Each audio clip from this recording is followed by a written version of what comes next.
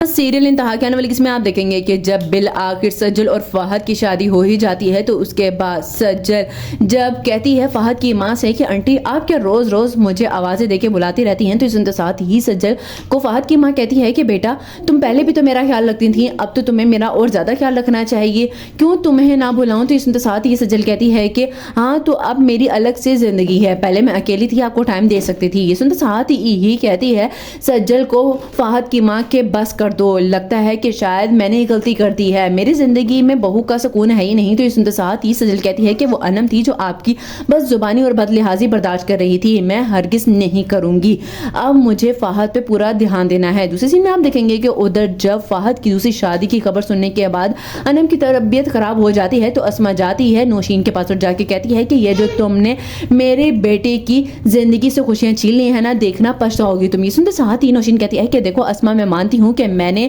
तुम्हारी बहू ज़ैनब के साथ जो भी कुछ हुआ था किया था, लेकिन मैंने हरगिज अब तुम्हारी बेटी की खुशियां नहीं छीनी है। ये सुनते साथ ही अस्मा कहती है कि तुम ऐसे कह रही हो, ऐसा हरगिज नहीं हो सकता है, तुम्हारी रोकने पे अगर रुक जाती सज्जल